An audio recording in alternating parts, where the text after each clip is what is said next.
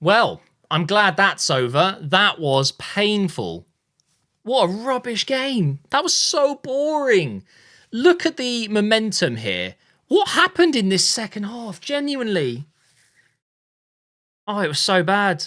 It was so bad. You know, at this stage of the game, when Trossard is being taken off and Jorginho's coming on, you know that Arteta is playing defensive, playing precautious, get the result and get out. And it's just a bit embarrassing, if I'm honest. I wish he was a bit more ballsy in situations like this. Where's Ranieri? Get Ranieri on the pitch. I get it. A win here, and I think with some other results going our way, we are now officially through to the knockouts. It's guaranteed. We're into the knockouts now. So a win was the most important thing. I just think entertain the guys, man. Like the stadium was dead tonight. Give the people that actually turned up a show because it was so boring. We didn't even score, by the way. It was a shot that hit the post and then hit the keeper and went in, and it's just barely any other chances, really. A couple of chances here and there, but it just wasn't a good football match in general, even though statistically it looks like we did okay. But like I just said, the result is enough. We've got the 1-0 win. We are through to the knockout stages of the Champions League after 3 matches, and we should be able to rotate more and have players like Ranieri and Lewis Skelly and I don't know, maybe even Neto. Can we see Neto in goal for a bit, maybe? Poor guy. Wasn't going to get game time at Bournemouth. He ain't getting game time here, that's for sure. But it is a good result. We can say all we want about the performance, and I think I said it on the stream, and thank you to everyone who came out again. I didn't really care about the performance too much today. Just, after that horrific Bournemouth result at the weekend, it was just important to get back to winning ways and treat this like a stepping stone for the Liverpool game at the weekend. Just vital that we got the win, and we got it done. Let's have a look at the lineup, because I was a little bit disappointed with it. I can't lie to you. I wanted to see Ranieri start. I've already said his name so many times in this video. I've got this feeling that Ranieri is an absolute superstar, and I don't want him to want to leave. He must have been sitting there tonight thinking, wow, can't even get a minute right now against Shakhtar at home. But the thing is, and Arteta would have said it to him, I'm sure, look, we couldn't afford to lose this one today. And I don't want to throw you into an absolute fire if we were suddenly 1-1 and then 2-1 loss when you've come on. We don't want to put you through that, and I get it, but that's also character building, and you've got to trust your players. You're telling me that Ranieri couldn't have come on for Trossard in the 87th minute? It's just because Jorginho came on and we were literally hemmed in our own half, in our own third. Shakhtar literally had all of us back behind our midfield line here, and okay, it worked out. We got the 1-0 win, great. But it's just kind of embarrassing. If I'm a Liverpool fan watching tonight, hate watching, I'd be looking at that and licking my lips thinking, man, these guys can't even get out of their own third against Shakhtar. But the reality is our players were done and dusted. It looked like they switched off. But quick word on Shakhtar, because they've got some great players, actually. I like the Eguinaldo looks pretty good. They brought on Pedrinho, I think. Yeah, Pedrinho came on as well. I thought he was impressive.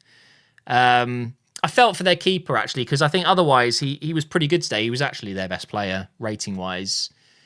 And Shakhtar, I mean, obviously, it's a very difficult situation out in Ukraine, and I feel for the club. They're not going to play a single game at home this season, and that's really, really, really an awful thing. I feel for the fans. I feel for the stadium, the club, the whole stadium. I mean, Shakhtar was never an easy place to go, and it's just going to be barren. It's really sad. It really is. So I wish them all the best, and hopefully they can make it through with a few games to go. But in terms of the lineup, I would have made a few changes today. First of all, Saliba starting makes sense because he can't play against Liverpool, whether you think it's right or wrong. But Gabriel, I think, could have been rested today. I would have put in Kivior, personally. So I would have gone White, Saliba, Kivior, and then Calafiori, maybe Lewis Skelly instead. But I get the Calafiori start, and he's come off injured. Fingers crossed it's just a precautionary thing. He seemed to go down on his leg a little bit awkwardly, and I think it's the same knee that he injured all those years ago. So just maybe being careful. Partey was brilliant, by the way. I enjoyed his performance, and I would have started him. And I probably would have gone with Jorginho instead of Rice.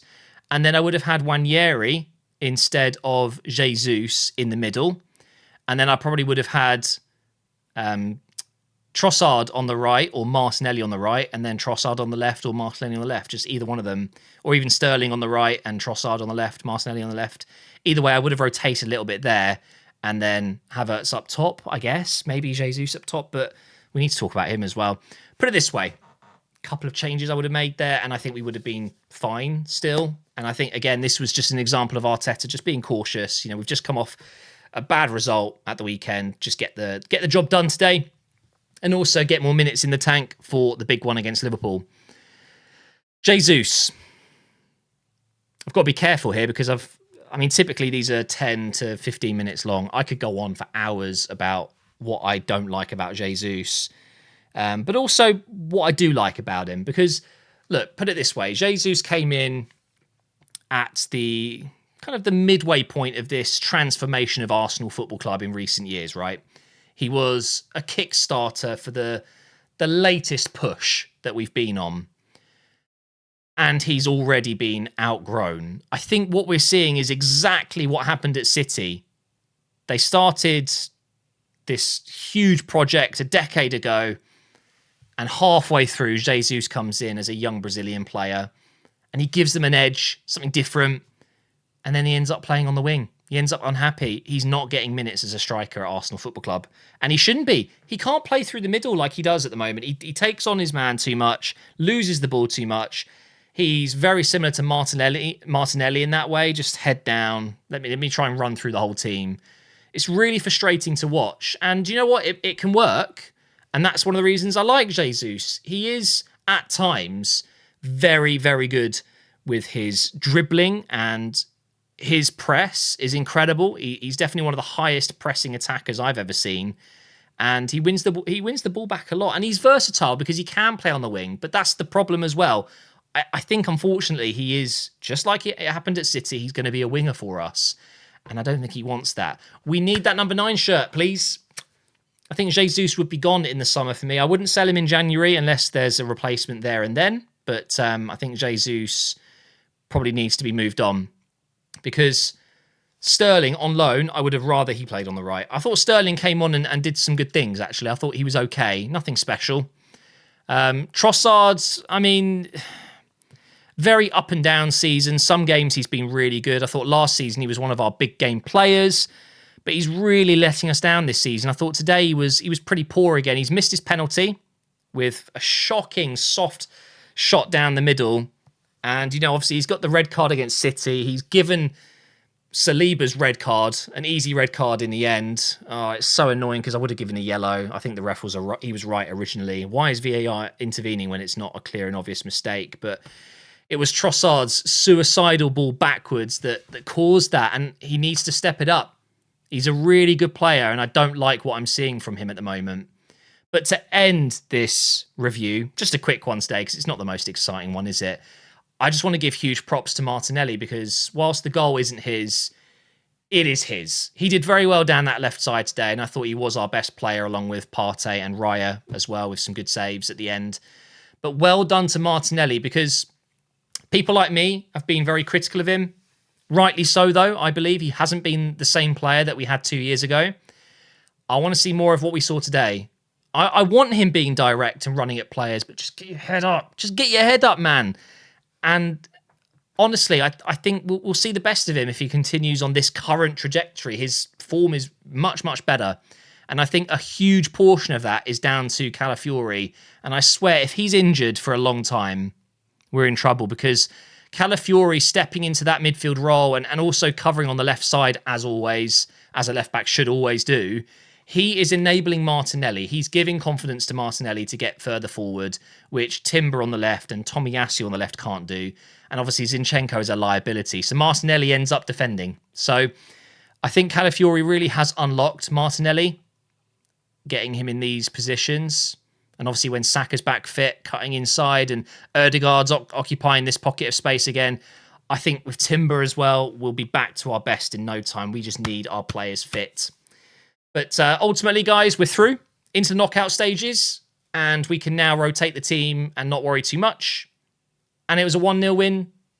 On paper, it's just done into the next one, right? But I won't lie, I was disappointed. It wasn't a very good night. I feel for the fans that are probably exhausted from a hard day's work. They've turned up to the stadium. It's cold, it's miserable, and they've had to sit through that.